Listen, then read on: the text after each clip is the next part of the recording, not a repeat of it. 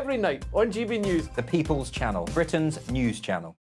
Tired of the usual focus-tested, pre-prepared Westminster runaround? Well, so am I. So you want higher taxes? Is your department to blame for this? Are you rethinking this policy? Every Sunday at 9:30, I'll be sitting down with those in power to get the truth about the issues affecting you. Let's be honest, we've known about the cost pressures of this project for years, not months. That's the Camilla Tominey Show, a politics show with personality. On GB News, the People's Channel, Britain's news channel.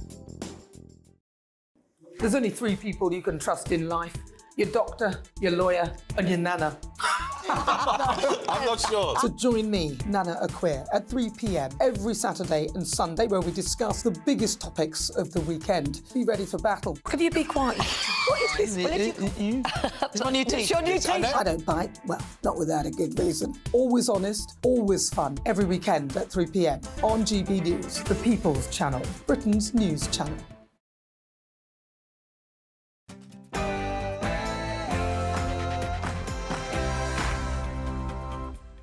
Hello, good evening. It's me, Jacob Rees-Mogg, on State of the Nation tonight.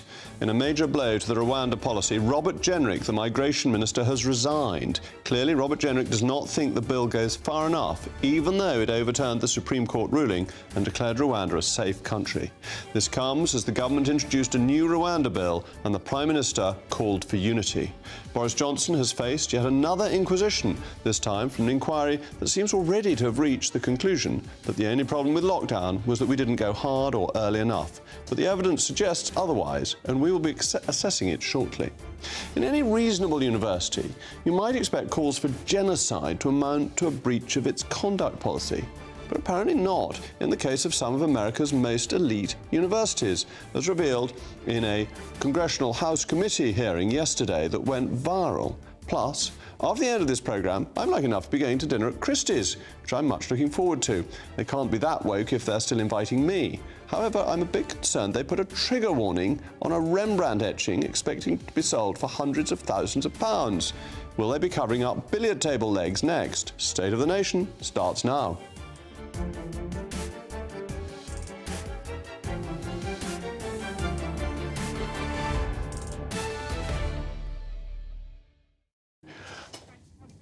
And now it's time for the news of the day, as you always look forward to with Polly Middlehurst.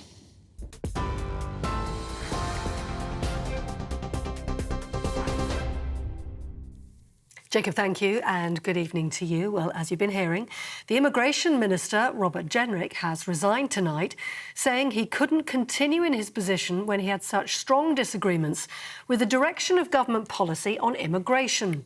In a letter to the Prime Minister, Robert Jenrick said the small boats crisis was doing untold damage to the country.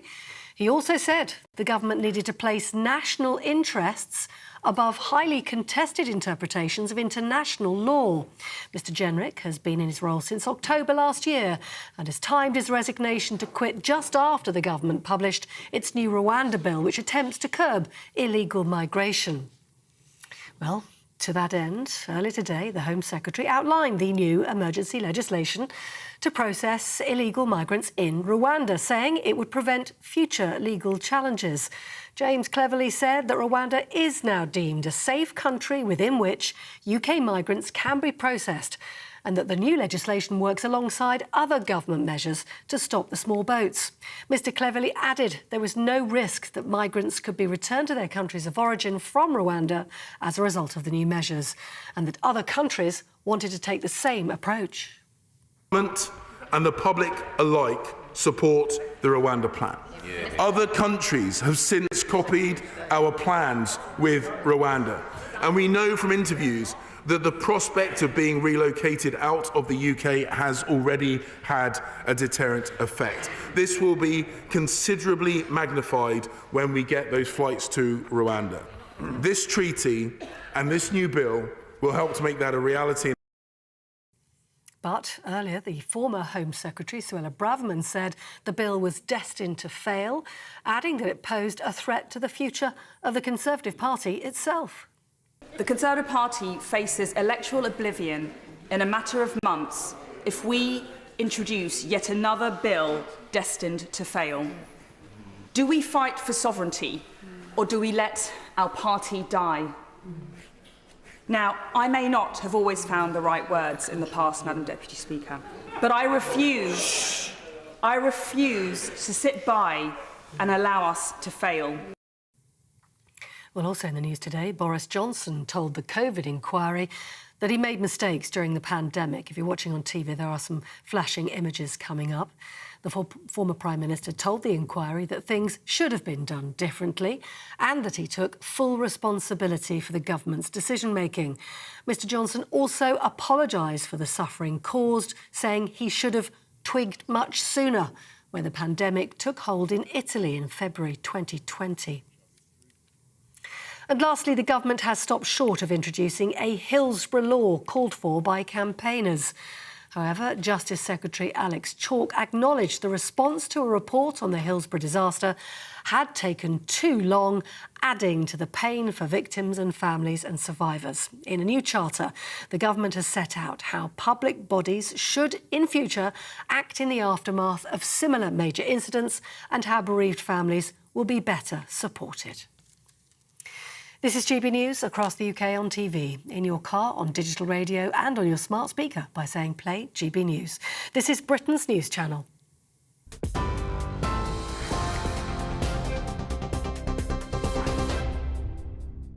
In news that has rocked the government, Immigration Minister Robert Jenrick has resigned. It's believed that he felt the new legislation did not go far enough and would not stop the small boats. James cleverly announced the government's new Rwanda emergency legislation at 6 o'clock this evening. So, today, the government has published emergency legislation to make unambiguously clear that Rwanda is a safe country and to prevent the courts from second-guessing Parliament's will. We will introduce legislation tomorrow in the form of the Safety of Rwanda Asylum and Immigration Bill to give effect to the judgment of Parliament that Rwanda is a safe country, notwithstanding UK law or any interpretation of international law.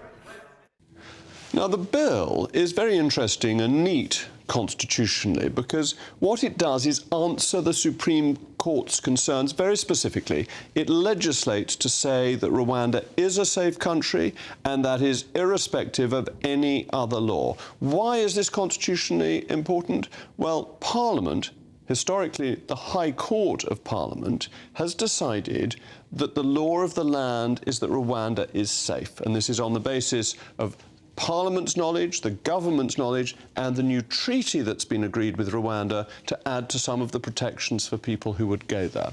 This is in line with the ancient history of our constitution, whereby Parliament is the ultimate arbiter. The judges interpret the law, Parliament makes it, and this is a proposal for Parliament to make the law in a way that the judges will be limited in the way they can interpret it. It leaves few loopholes, and it's got a notwithstanding clause. What does this mean?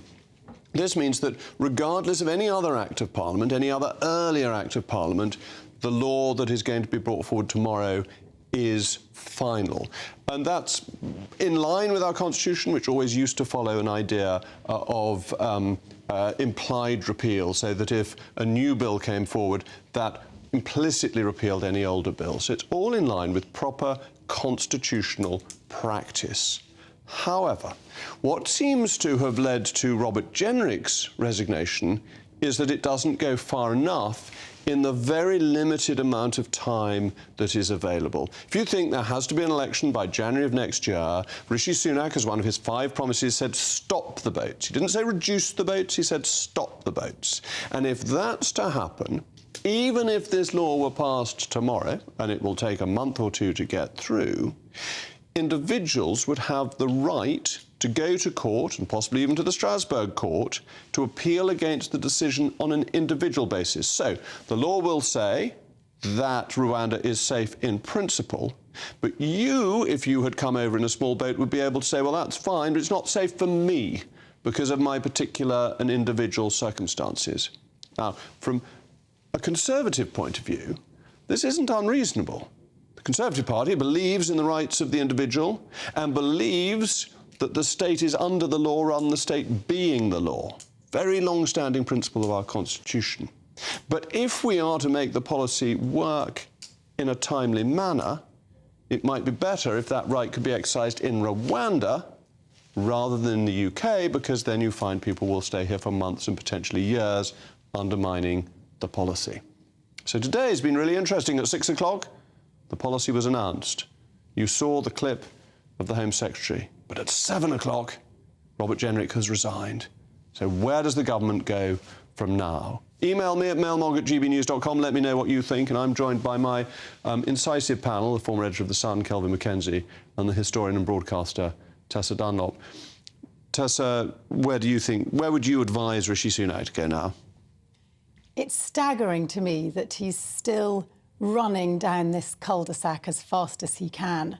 He looks to the left, he looks to the right, and he can't find a way through because there is not a constitutional way through. That was a wonderful piece of semantics, by the way, and I hope all A-level students were taking notes on how to pass your polemical essay.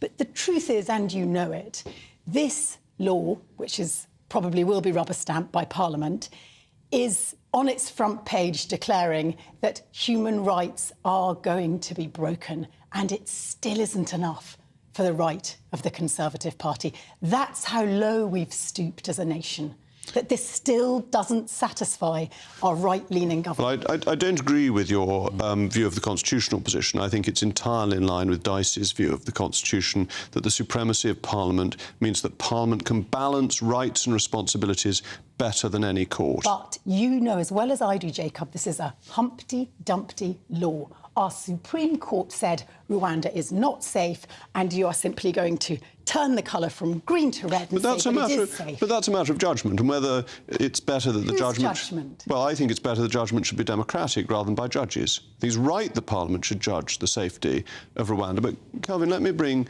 you in. Slightly drawing on what Tessa was saying, canister right of him, canister left of him, volleyed and thundered. Well, I think this won't come as a surprise. I think that Sunak is in big trouble himself. After all, this man, as he says in his rather well-done resignation letter, Jenrick says, you're a great friend of mine, I'm a great supporter, I'm not going to do this. He's the immigration minister. He has spent the last... I think a year ago he said, I wouldn't be where we are today, right? A year later, he's done his best, and he's saying to one of your points that, in fact, people can muck about with this. The boat people can come in and cause all kinds of mayhem through our courts again. And almost certainly under that basis, when we come to an election, those boats will still be coming over at a fair old trot. So he says there is no point in me doing this. The next question, and the more worrying one for Sunak, is, and I don't really agree with you about this, is actually this bill going to become the law of our land? Because if Jenrick is saying this, he's saying this on behalf of a body of the Kirk who actually will all agree with him. Supposing they don't vote in that way, right? And so you're left with basically the One Nation lot saying we're going to do this. It will come very close to bringing down. I will be very, very surprised if this ever becomes law. And that's a very good point, isn't it? That if the immigration minister who's responsible for it says this bill isn't any good, doesn't even get brought to Parliament on Tuesday. What's the point? Well, I think it's an impossible bind. But it's extraordinary to me that the Conservative Party are breaking their own back over a pledge they cooked up to distract from numerous other things. Let's just quote one line from Jenrick's letter. He says, the small boat crisis is a national emergency. Says who? Me, by the way. Me. I do not want 150,000 people of who I know, who I don't know, who aren't bringing anything to our country either economically or physically, apart from being a cost to our nation. I don't want them here. And if they want to get here, they've got to go through the rules, but they won't go through the rules. However, we then find ourselves as a country being generous to them in a way that they're defying our laws. I am not having it. There are lots of people like me, and it is almost certainly going to be one of the many reasons why, as I agree with Braverman's speech today, the Tories are going to be wiped out in November. It is a shocking moment, and I do agree with you, it is a bind, but for the immigration minister to quit when the most vital piece of immigration law in our history is just about to be passed is a massive moment for our country. Let's just be really honest. Imagine that this Rwanda bill passed. Imagine, finally, these poor, now stripped of their rights, wannabe asylum seekers are bundled onto an airplane. How many do you really think will end up in Rwanda? I tell you what, if you're in Calais and somebody says your next stop is Rwanda, they are not coming. They are not coming. I tell you what. Nor would you, and nor would I. I tell you what. Right. If I was told that, by the way, you can cross that sea, but there's a strong chance you might never get to the other side because you'll die, I wouldn't get in a boat, but yet they still keep coming. Oh, we come don't on. begin to Not understand stand a chance of how coming desperate they are. across the channel. What, Yeah, we know how many die. There are Year on year, double numbers die. No. And by the way, that's a risk. do. That's a risk that you're not prepared to take. That is a risk that about a couple of 100,000 have taken over the last 5 years. I tell you what, they'll take a risk that they ain't going to end up in Rwanda. Right. They'll take that risk anyway. Why don't we lay on some more flights? But Tessa, why would they take that risk? Because the choice would then be France or Rwanda. And although many people in England would think anything's better than France, actually, if you're a refugee, you probably think France is better than Rwanda. All the research suggests that it will not stop the problem of the small boats. But like I say, this is distraction politics that the Conservatives have cooked up because they're much bigger beasts that they hideously attempted to slay in a really ugly way that affected rights of British people with the immigration bill slaying the numbers or reducing the numbers, because at the moment we have ballooning legal immigrants. That's really the problem, not this illegal migration. You must be on Jenric's side, though, because the Conservative Party tonight, the Parliamentary Conservative Party, will be in complete disarray, not knowing what to do. It is a major crisis for Sunak, and he will have to be very careful, otherwise he'll become number 4. Well, I agree. Jenric has kneecapped his party, and he's done the Progressives' work for them. Well, has he? Hopefully, because if you don't have the support of the right, and you're not going to bring in any other group with you in Parliament, save the One Nation Conservatives, how many? I mean, I presume you're not going to vote this through, are you, Jacob?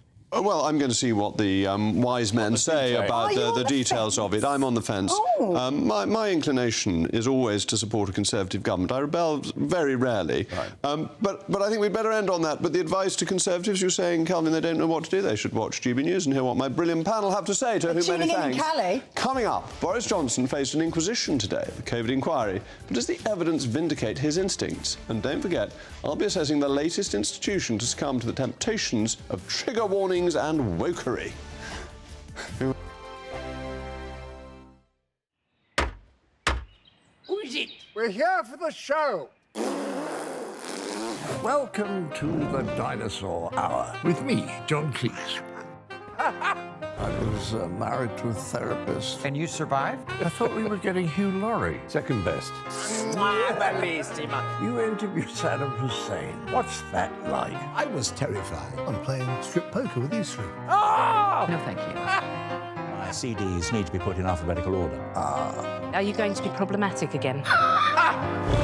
The Dinosaur Hour. Sundays on GB News. Good afternoon, Britain. Good afternoon, Britain. Join us, Tom and Emily, To find out what's happening in the heart of Westminster. and why it matters to you. Weekdays from midday, we bring you the most compelling stories from across the United Kingdom. And from your doorstep to our inbox, That's right, we want to hear from you, GB News. Britain's news channel. I think the most exciting bit for me is talking to people. People who I think are ignored often by the major news channels. We're going to give news they want to hear. There's a voice there that needs to be heard. I think there's a chance here for a diversity of opinion to be expressed, which you don't find elsewhere. It's really exciting. We don't hold back. We're free to say how decisions that are taken here affect us all around the country. Only on GB News, the People's Channel, Britain's news channel. Join us every night on GB News at 11 p.m. for Headliners, which is 3 top comedians going through the next day's news stories, which is exactly what you need, because when the establishment has gone crazy, you need some craziness to make sense of it.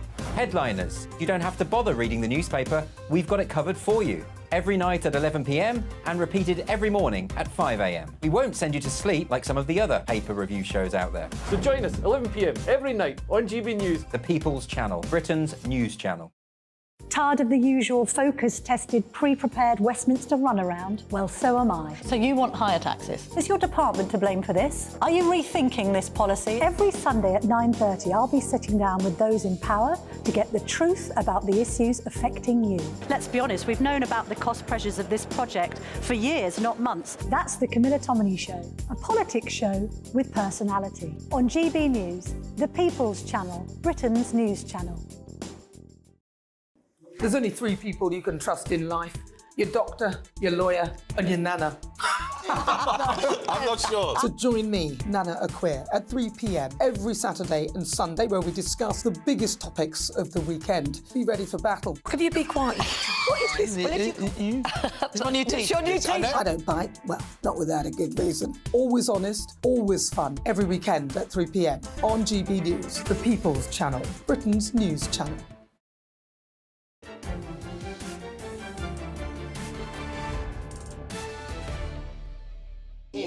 Welcome back. I'm still Jacob Rees-Mogg, and this is State of the Nation. We've been discussing Robert Jenrick's resignation, and you've been sending in your views. Steve says, under this government, Robert Jenrick cannot deliver what he wants to do, so it's right that he resigns. I totally support him.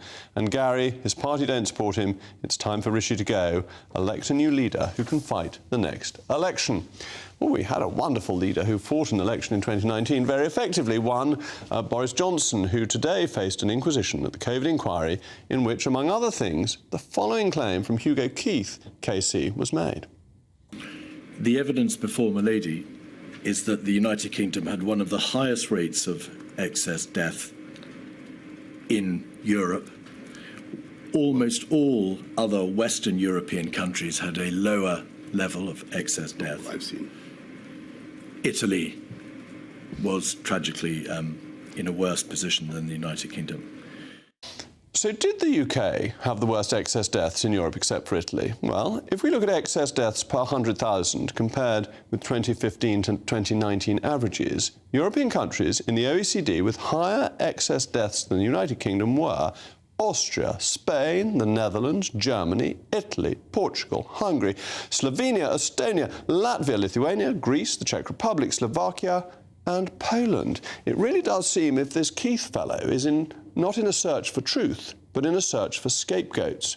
Crucially, practically by every methodology, the country that consistently comes out most favourably is Sweden, the country that seems vindicated by its decision not to lock down. Now, the point of the inquiry is to scrutinise, but it doesn't seem to be willing to scrutinise the fundamental question: was it right that we locked down at all? Earlier in the investigation, former Chief Scientific Advisor Patrick Vallance, Chief Medical Officer Chris Whitty and his deputy Jonathan Van Tam told the inquiry that we ought to have locked down earlier than we did in March 2020. And these claims were not properly scrutinised. As we know from today's testimony, as well as other claims in the past, that Boris was at heart a lockdown sceptic, and those instincts were vindicated when he resisted the Omicron lockdown, and they have been vindicated by the Swedish data. So where will it go from here? Well, I'm joined by the journalist and broadcaster Matthew Stadland. Matthew, thank you for coming in. It does seem as if the inquiry just wants to look at whether we should have locked down sooner and harder, rather than looking at whether lockdown was right in principle. Jacob, you wouldn't be seeking to undermine a public inquiry, would you, before it's come anywhere near its findings? Surely not. We have to let them do their job first. As you know, it's a barrister's job to be adversarial, to ask difficult questions. It sounds to get his facts right, though, shouldn't he? I mean, this line on the UK having worse figures than Italy is something that was thought very early on, but as more sophisticated figures have come available, that's well known not to be accurate. I'm not overly worried by the performance of a sort of random KC. I don't mean to be impolite to this particular barrister. I think you said the rudest thing about him possible. A random KC. He'll be appalled. His amour propre will be thoroughly dented. I'm sure he'll survive, but I wonder whether you might be prejudging the findings of this inquiry, because you introduced this segment by talking about how we had already a wonderful Prime Minister in the shape of Boris Johnson. That's not my view, and it's not the view of a lot of people, including many of those who lost loved ones to this deadly disease. I understand that. Let me go to your first point on challenging the inquiry. I think you should challenge inquiries as they're going through, because sometimes they operate in their ivory towers and they come out with absurd reports. So the Leveson report, which was very long but not actually very good, the Hutton inquiry, which by the time it came out looked deeply foolish, and that it's almost one's job as a politician and yours as a commentator to be trying to say to them, look, are you sure you're not going down a blind alley? Didn't you do this, though, with the sort of Partygate investigation into Boris Johnson, trying to prejudge and undermine public confidence in something that was very important? And as far as I understood it, not a single MP objected to the idea of that investigation before it happened. On the question that you asked me reasonably, should this inquiry look at the question of whether or not we should actually have locked down at all, I do think that it is absolutely essential that the inquiry does its very best to answer that question. Whether or not it will be able to do that, I don't know. Because I think that's very important. You see, I think that we shouldn't have done, but I accept that that may be wrong, and that we need to look at the evidence, particularly comparing our experience with Sweden. And really interestingly, I mentioned the lockdown over Christmas when Migrant was at the forefront. The behavioural changes that people adopted for themselves when you trusted people to lead their own lives. Well, it's very interesting you bring that up, because I was sort of locking myself down towards the end of February, early March of 2020. I was a presenter on a different channel, a channel you were once a presenter on LBC, and I got immensely anxious by this virus, not because I thought I was going to die from it or be severely unwell from it, but because I worried that I might be a vehicle by which someone else might die from it. And so I was very, very cautious, at a great cost to my personal mental health. I've written a long piece, a long read in the New Statesman about the extent to which my mental health suffered. Of course, that's a drop in the ocean compared to people who actually lost their lives and lost loved ones. And just to finish the point, it seemed blindingly obvious to me, and I'm an amateur, I'm not a scientist, I'm not a politician, I'm not an expert on infectious diseases, but just standing back at the time, it seemed obvious to me that we were going to have to lock down, and also extraordinary to me, I think, that Boris Johnson took until, was it the 23rd of March to do so? Well, I was in the Cabinet at the time, and we were absolutely being told by the government scientists that if you locked down too early, people would get bored of lockdown and you would simply have a second peak that was worse than the first peak. I mean, I sat in meetings when we were told that. So what were we as politicians supposed to be to do when people who were supposed to know about it were telling us to do something different? Ultimately, the person who has to take responsibility is the Prime Minister, yes, because they were his advisors, both political and scientific. We were witnessing, just let me finish answering the question if I may, we were witnessing the horrors of what was going on in northern Italy. Lots of British tourists were pouring back into Britain from their ski holidays. We had the paradigm of Italy to work from. And the point here, I think it's a crucial one. Whether, like me, you broadly supported lockdowns at the time, but still curious to know whether it was the right answer, or you desperately opposed them, the one thing we can all agree on is if you are going to lock down, please God, lock down at the right time so that you at least save tens of thousands of lives. I supported them at the time, but what I think is really notable is that lots of people did what you did, and if you look at the peak of infections, it's been passed before we locked down, and that's why I think it's so sensible to trust people to make their own decisions. Well, let's look at Boris Johnson's own words today.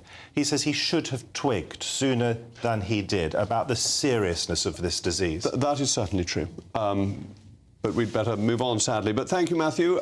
Coming up, just before Robert Jenrick's shock resignation, Suella Braverman declared the Tory party is facing electoral oblivion if the new Rwanda plan fails. And we'll be discussing that after these messages from your sponsors.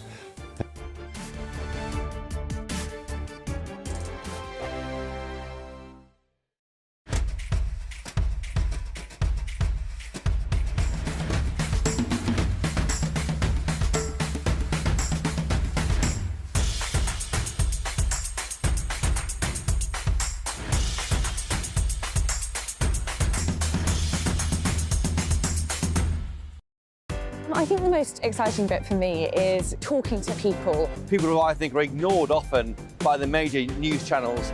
We're going to give news they want to hear. There's a voice there that needs to be heard. I think there's a chance here for a diversity of opinion to be expressed, which you don't find elsewhere. It's really exciting. We don't hold back. We're free to say how decisions that are taken here affect us all around the country. Only on GB News, the People's Channel, Britain's news channel. There's only 3 people you can trust in life: your doctor, your lawyer, and your nana. I'm not sure. So join me, Nana Aquia, at 3 p.m. every Saturday and Sunday, where we discuss the biggest topics of the weekend. Be ready for battle. Could you be quiet? What is this? It's my new teeth. It's your new teeth. I don't bite. Well, not without a good reason. Always honest, always fun. Every weekend at 3 p.m. on GB News, the People's Channel, Britain's news channel. I'm Michelle Dewberry, and I'm not here to tell you what to think. I'd much rather hear what you have to say. So send in your opinions to gbviews@gbnews.com. Keep them clean, and you never know, I might read them out. With my panel here on Jubes & Co, we debate, we get stuck into the issues of the day on a show where all views are welcome, especially yours.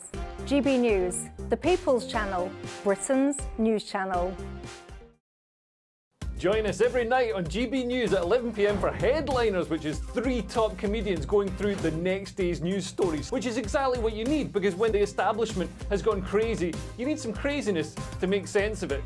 Headliners. You don't have to bother reading the newspaper. We've got it covered for you. Every night at 11 p.m. and repeated every morning at 5 a.m. We won't send you to sleep like some of the other paper review shows out there. So join us 11 p.m. every night on GB News, the People's Channel, Britain's news channel. Who is it? We're here for the show. Welcome to the Dinosaur Hour with me, John Cleese. I was married to a therapist. And you survived? I thought we were getting Hugh Laurie. Second best. You interviewed Saddam Hussein. What's that like? I was terrified. I'm playing strip poker with these 3. No, thank you. My CDs need to be put in alphabetical order. Are you going to be problematic again? The Dinosaur Hour. Sundays on GB News.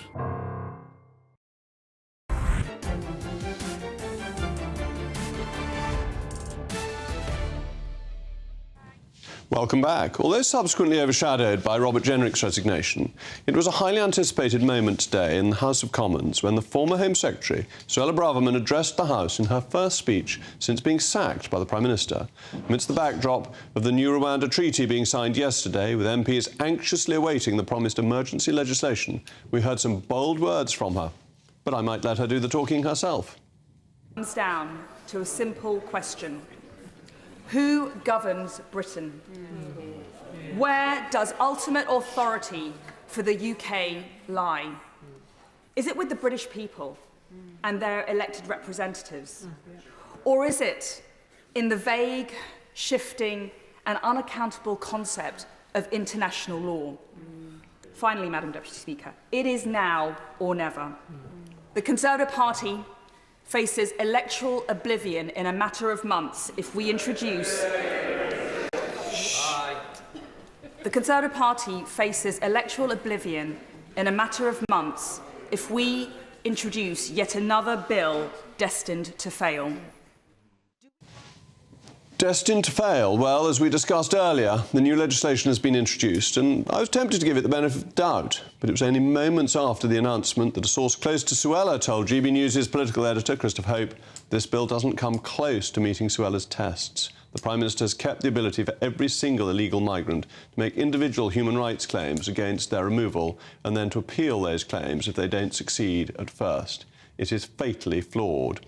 With me is my panel, former editor of The Sun, Kelvin Mackenzie, and the historian broadcaster, Tessa Dunlop. Suella calls it fatally flawed.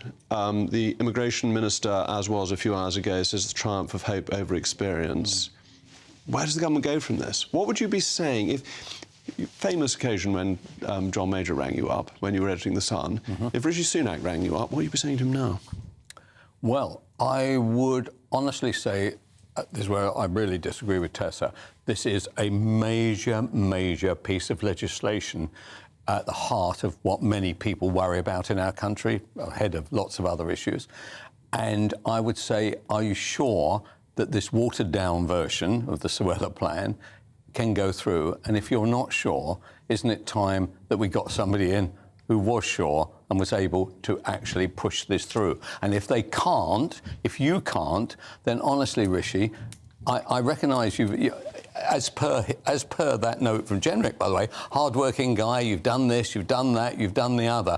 This is the beating heart of the Conservative Party, this legislation. Can you honestly guarantee it going through? And if you can't, I'm very sorry, Rishi, we need to get somebody in who can, or we need to get a new government, i.e., I believe that potentially the government could fall over this issue. Let's just be really candid here, Kelvin. You are saying that a piece of legislation that disregards Human Rights Act, that disregards the Convention for Refugees, hasn't gone far enough. It even tampers with the way in which we interpret orders coming back from the ECHR. In other words, if they make a ruling, an interim ruling on... But they made that power up themselves. We never gave them that power. But if they make... If they make a ruling, now it's not for the British courts to decide what to do with it. It goes straight into the minister's lap. You're saying to me that's not enough. Yes, I am saying it's not enough because the immigration minister, who, with due deference to your own brilliant academic background, actually probably knows more about this, says we believe that all that we're going to do is we're going to pass this law. Sounds got some good bits and pieces in it, but actually we'll be in exactly the same position as we were before. And that is the point. That is why I say there is no point putting this legislation forward. So you would like to remove ourselves from the European Court of Human Rights? You'd like us to join the dustbin of Europe with Russia and Belarus, would you? Well, just to be clear. Well, actually, funnily enough, if I thought that boats could stop coming, and just on that simple premise alone, yes, I definitely would. If I thought that, because I know for certain that this legislation, the immigration minister, who has served 5, as he points out in his note, I have served 5 prime ministers, Conservative prime ministers, right? He's not some bloke just throwing stuff out of the air, right? He's not got a big mouth like Suella. He actually is a thoughtful man. He says this is not going to work. But Kelvin, that's good enough for me. Shouldn't we have some sympathy for Rishi Sunak? Because if the bill had been tougher, there would have been Tories on the left of the party who wouldn't have voted for it. And he had to get this balance right, and that at one end he had Jenrick and Braverman willing to go. On the other hand, he had the Lord Chancellor and the Attorney General willing to go. And that's not easy for him. No, I don't say it is easy for him. But what is the point of putting forward legislation which actually says we're going to solve this, when actually everybody knows that it's not going to solve it? Can we step back for 1 minute and just remember what we're talking about? We're talking about some of the planet's most vulnerable individuals, many of whom come from the likes of Afghanistan, over 70% of whom were deemed to be legitimate asylum seekers when their cases were finally examined. We're talking about breaking the back of government, joining the likes of Russia and Belarus. We're not really talking about the most vulnerable in that way. We're talking primarily about young men, most of whom have... You say young men can't be vulnerable? ...have paid thousands of pounds. Are you telling me that young men, for instance, in Gaza or Ukraine I'm saying most of them. Most of them are scam voters. I'm saying they're not the most vulnerable, that actually there was a much better scheme, which David Cameron, to his credit, had, of taking refugees from refugee camps around Syria and bringing them directly in, and they were mainly women and children. But there is no scheme like that. Who didn't have thousands of pounds to pay to cross the channel. No, I'm just disputing you on That's a really good constructive point, Jacob. Why can't we do that instead? Well, perhaps we could, but we'd have to stop the illegals first, because otherwise the numbers get out of control. Well, arguably, I think you could sell it much more easily if you said, look, here we have these safe routes. These safe routes are available for Afghan men, women and children. But we're being generous to people from Hong Kong. We're being generous, and quite rightly, from people from Ukraine. We can't take all the world's problems into this country. Every time there's a war, Tessa, in your view, right, we'll take whoever feels displaced or feels anxious. Don't tell me what my view is. I'll take the lot. That's not my view. I actually read the foreign pages of our papers first now, trying to work out which new set of people are likely to be heading our way. We're taking on between 300,000 and 500,000 Hong Kongers. We're taking on anybody from Ukraine. There comes a point when our country, which even you would accept and even Starmer accepts, hasn't got riches to just chuck around. Okay. I do not want a load of illegals coming to my country. I don't mind it. I don't mind legals. We don't even know if they're illegal or not because we take so long They to are process already them. illegal. We put all our money in Rwanda. Illegal by definition. But in other news, there has been other news today. A clip has been viewed nearly 50 million times of a congressional hearing in the United States. US Representative Elise Stefanik questioned the leaders of Harvard, MIT and Pennsylvania universities on their question of anti-Semitism in their institutions. When asked repeatedly, and these are three of the most distinguished universities in the United States, whether calls for genocide of the Jewish people would breach the university's harassment policy, the university leaders, rather disturbingly, seemed to equivocate. Calling for the genocide of Jews violate MIT's code of conduct or rules regarding bullying and harassment. I have not heard calling for the genocide for Jews on our campus. But you've heard chants for intifada. I've heard chants, which can be anti-Semitic depending on the context, when calling for the elimination of the Jewish people. At Penn, does calling for the genocide of Jews violate Penn's rules or code of conduct? Is if the yes speech or becomes no? if the speech becomes conduct, it can be harassment. Yes. Conduct meaning committing the act of genocide? The speech is not harassment? This is unacceptable, Ms. McGill. And Dr. Gay, at Harvard, does calling for the genocide of Jews violate Harvard's rules of bullying and harassment? Yes or no? It can be, depending on the context. Well, I'm joined now by Gary Mond, chairman of the National Jewish Assembly. Gary, thank you for coming in. Thank you for having me. Those are three world-beating, world-renowned institutions. I know. And they don't think anti-Semitism breaks their harassment policy, or it's a matter of context? How can they say that? Exactly. When the annals of the history of anti-Semitic incidents come to be written, this particular matter that happened yesterday will be writ large. It's a totemic incident, and people will start to think, what exactly, who exactly are leading these institutions? And is this a situation in many other American universities as well? An American friend of mine told me today that she wouldn't have been too surprised if it had come from someone in California, but the East Coast? Well, and Harvard, America's most distinguished university. I mean, I think Elise Stefanik deserves a great deal of credit for highlighting this. 100%. And showing that there's just a poison in the American academic system. Yes, I think it's the world of academia as a whole needs to be looked at. It's particularly bad in the United States, but it's not much better here. Although we haven't had quite such an extreme incident, there have been many, many examples of anti-Semitism on British universities. I mean, the case of Professor David Miller at Bristol University is a very important case in point of Jew hatred, which... I took that up, actually, on a number of occasions when I was Leader of the House. It was raised with me as a particularly disturbing case.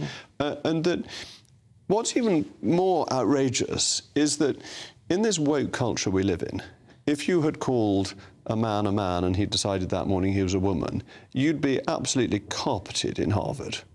But if you say something's anti-Semitic, it depends on the context. I mean, how do we get into that situation? Because it's all a function of Jew hatred being one of the aspects of being woke and being extremely left-wing. There's a whole lot of features of having these political views. For example, support for Black Lives Matter, extremist views on climate change, supporting Greta Thunberg, for example, being completely opposed to the way of life we have and the capitalist system we have. And going with this is anti-Semitism and Jew hatred. And you're the chairman of the National Jewish Assembly. How do the people you represent react to this? What are they saying to you? How do they want to see it stopped? They're very much in this country, they want to see, for example, the mass marches every Saturday being launched by the essentially pro-Hamas supporters need to be stopped. That's one of the things they want to see. And they want to see legislation put through which is going to make it much more difficult for people to get away with anti-Semitic rhetoric. Yes, because I'm all in favour of freedom of speech, but hate speech is not something that is protected. Exactly. There's a clear division between freedom of speech and hate speech. And when you're actually talking about genocide of Jews, which is what these three American presidents are essentially saying it's acceptable to say that Jews should be murdered en masse, it's horrendous. And the weasel words of "it depends on the context" is just vile. It's completely weasel words, you're right. I just think that this really needs to be stopped. If it can be stopped, then it must be, where it can't be stopped, it must be highlighted big time. And the main problems all over the world tend to be on the educational side.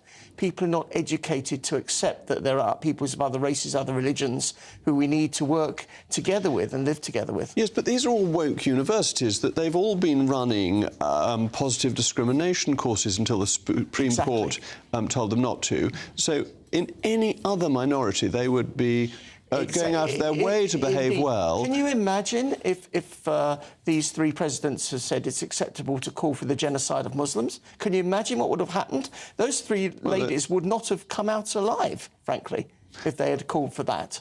Well, there would have been a huge uproar, and it is reassuring that this clip has been viewed 50 million times, that there's been a very strong reaction to it. Actually, before the programme started, Kelvin McKenzie, one of my panellists, was saying to me, this is something you must cover. It's a subject that does seem to have caught people's attention, quite rightly. I think that's correct. And as I say, it will be remembered for many years to come as an example of how anti-Semitism in 2023 went absolutely off the scale. Yes, it's deeply shaming for those institutions and shows a rottenness in parts of our culture. Thank you very much, Gary, for joining me. Coming up, it's the cultural segment, but has political correctness snuck its way into yet another one of Britain's most cherished cultural institutions?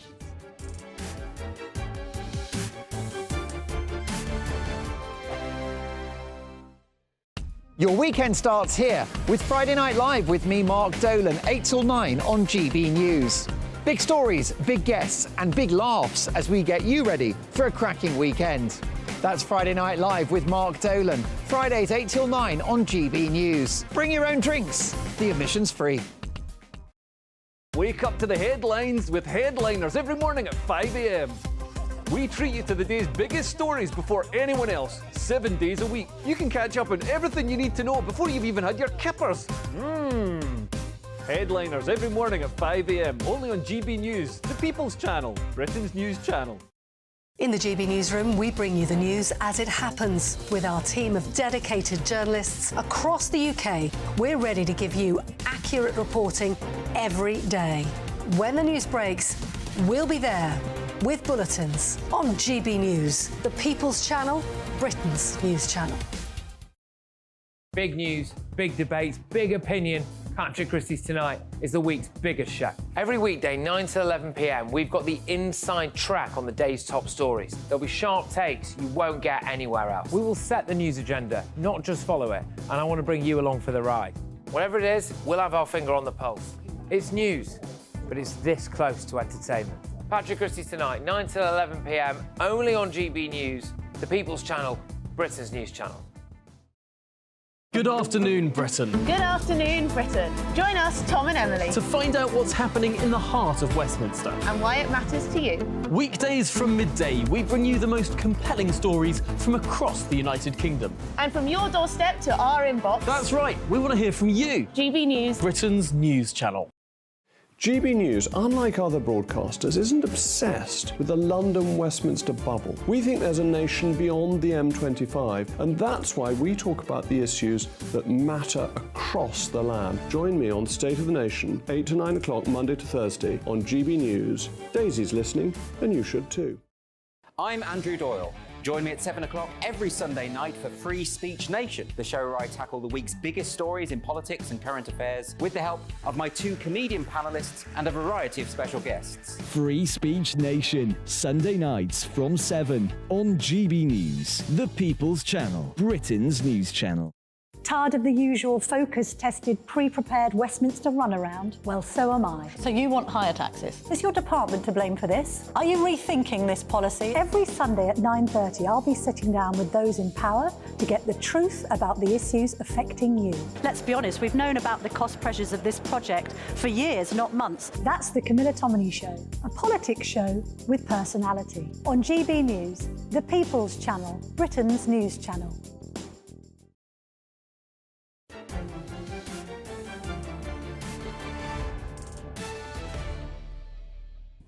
Welcome back. Well, it now seems we live in the age of trigger warnings and mollycoddling. We've seen the literary and artistic censors targeting Roald Dahl, Shakespeare and even P.G. Wodehouse. But it seems this culture has now crept its way into one of Britain's finest institutions, Christie's Auction House. The house dates back to 1766 when it was set up by James Christie, and it has since established itself as the envy of the world. Last year alone it sold £8.4 billion worth of art and luxury goods, and in 2017 it facilitated the sale of the most expensive painting ever sold, the alleged Leonardo da Vinci painting, the Salvator Mundi, for 450 million of the best and brightest pounds sterling, which has since gone into hiding in Saudi Arabia. However, I digress. The buccaneering atmosphere of Britain's auction houses is an unlikely suspect for the creeping wokery taking over institutions, but it seems Christie's has taken the decision to put a trigger warning on its Rembrandt etching, warning of explicit content. So is it a case of prudish oversensitivity, or do the gentle souls of our time need such warnings? Well, I'm joined now by the art historian Ella Nixon. Ella, thank you very much for joining me.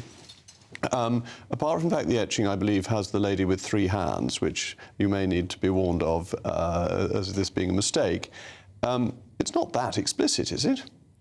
Well, I guess in the history of art, it isn't that explicit, but maybe if you're not used to looking at the old masters and, you know, nude paintings, it might be a bit of a shock to some. It's wonderfully Victorian. I'm very pro the Victorians, but you have Boulder taking out all the rude bits of Shakespeare so that people don't see it, and you have certain statues having little bits of them covered up for obvious reasons of delicacy. But I thought that all that had gone out of fashion, and now the art world was very with it and unabashed. Well, it's quite interesting what they don't censor, I think, because I think a lot of contemporary art is very explicit, but they don't seem to attack the contemporary arts, and they seem to focus on this, which to me is a part of a master's oeuvre. And where do you stop? I mean, do you cover up all those Venus paintings that were so popular in the 16th and 17th century? Well, I have to say that I don't think this is particularly an act of kind of woke trigger warnings, but rather a bit more of a marketing ploy from Christie. So I think they'll stop when people get bored with the fact that trigger warnings are on it. OK, because this Rembrandt etching is going to go for a few £100,000, but the people who are bidding a few £100,000 aren't going to Christie's because they've watched GBNews or they've read in the newspaper that they put a trigger warning on. Is it appealing to the Christie's customer? Will the Christie's customer hardly notice this? I think when you're wanting to buy a piece of art, you want a good provenance, you want it to have a good history. And I think once you buy a piece that has been researched and it has this quite scandalous story attached to it, I think that's very attractive. It adds a whole new layer to it. OK, and so this brings attention to that, and then it can be pointed to, because people spending hundreds of thousands of pounds are probably going through experts, aren't they, rather than just rocking up at Christie's and waving their paddle about. Yes, it's a very sellable story, and one that you can even evidence with newspaper articles. Someone can Google the story and they can find lots of features. So this is absolutely brilliant. I'm wrong and unfair to accuse Christie's of being woke, which is I'm pleased about, because I'm going to dinner there immediately after this programme, and I don't want to turn up like a bad penny and be, you know, one of those Bateman cartoons, the man who criticised Christie's for being woke. They're actually good commercial capitalist people who are doing this for a marketing trick. Well, I think this is, again, all part of art history. You've got the idea of the genius. So the genius artist to us is very, you know, this scandalous life. I feel like they know what they're doing. And I think it's a very interesting marketing technique from them. I absolutely love this, because in the wonderful Veronica Wedgwood biography of Strafford, there is a period when plague hits London. And Strafford says to Van Dyck, look, you haven't got any customers at the moment. Will you do me all your paintings that I'm ordering from you for a discount? And Van Dyck, being very commercial, says, yes, of course. And I like this fact that art isn't this highfalutin stuff that we sometimes get told it is. It's actually commercial. People need to earn their living. Yeah, and I think that's why the arts market is quite...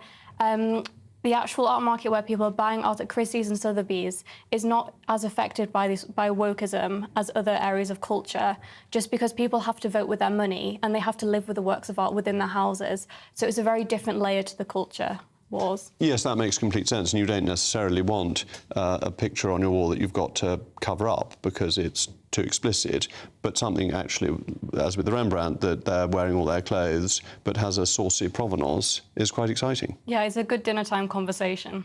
which is what people want from their art. And Christie's gets more publicity, makes more money, pays its shareholders more. It's good all round. Yeah, I just wonder how many times they can use this technique, though, because I'm surely people will get bored and become, you know, less radical each time. Well, I'm waiting for the table legs of billiard tables to be covered up, which the Victorians allegedly did. Whether they actually did, I don't know. We'll have to ask a Victorian historian to come on about that.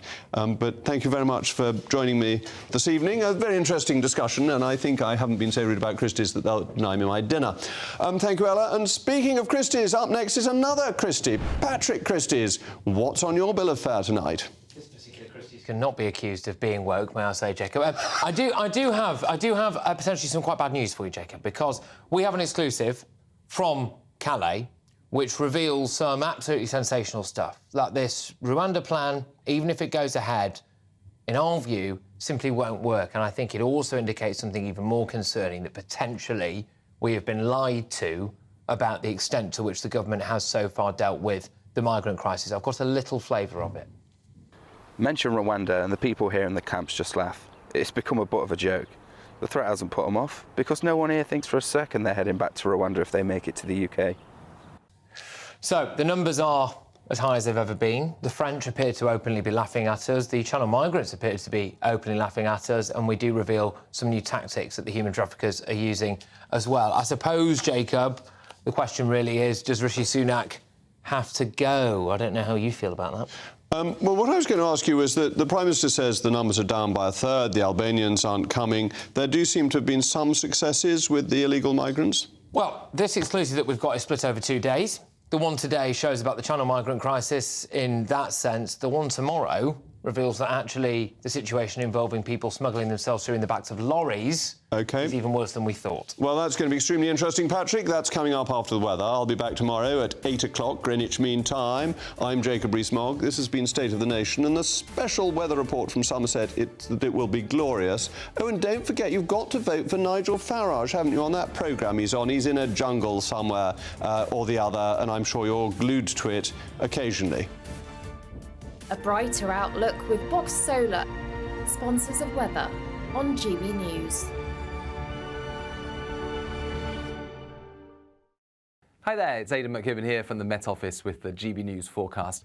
It's been a cold, but for many, bright day. However, big changes take place overnight as increasingly wet and windy weather arrives from the west. Atlantic areas of low pressure are moving in from the west, bringing weather fronts, bringing strengthening winds, bringing increasingly wet, but also in places milder conditions. Now, we start off with an early frost in the east, but as the cloud increases overnight, temperatures will actually rise through the night, and we'll see that rain spread in. As that rain bumps into the colder air, there'll be some hill snow over northern England.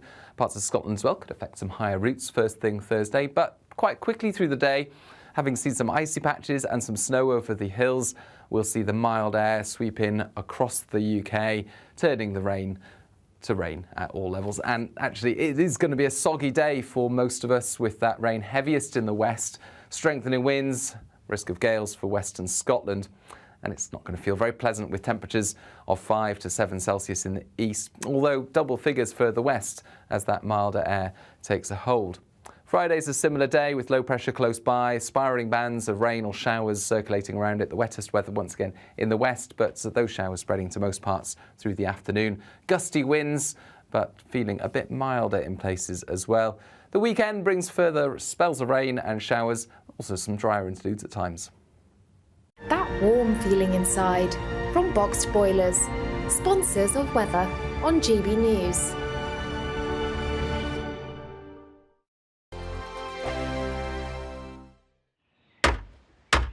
Who is it? We're here for the show. Welcome to the Dinosaur Hour with me, John Cleese.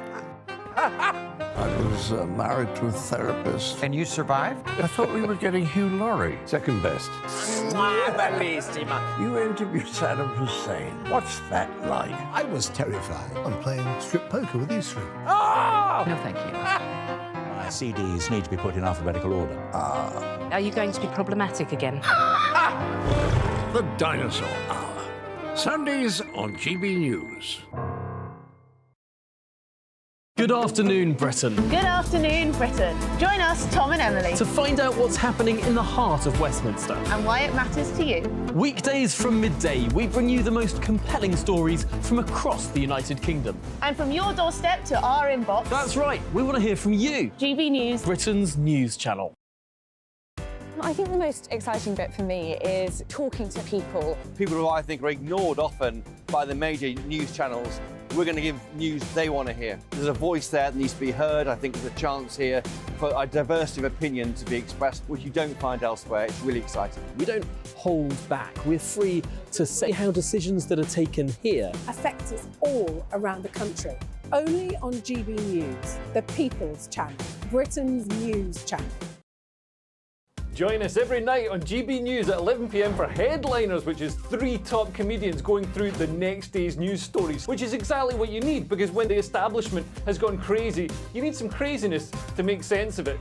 Headliners. You don't have to bother reading the newspaper. We've got it covered for you. Every night at 11 p.m. and repeated every morning at 5 a.m. We won't send you to sleep like some of the other paper review shows out there. So join us 11 p.m. every night on GB News, the People's Channel, Britain's news channel. Tired of the usual focus-tested, pre-prepared Westminster runaround? Well, so am I. So you want higher taxes? Is your department to blame for this? Are you rethinking this policy? Every Sunday at 9:30, I'll be sitting down with those in power to get the truth about the issues affecting you. Let's be honest, we've known about the cost pressures of this project for years, not months. That's the Camilla Tominey Show, a politics show with personality. On GB News, the People's Channel, Britain's news channel. There's only 3 people you can trust in life. Your doctor, your lawyer, and your nana. I'm not sure. So join me, Nana Aquare, at 3 p.m. every Saturday and Sunday, where we discuss the biggest topics of the weekend. Be ready for battle. Could you be quiet? What is this? It's on your teeth. It's on your teeth.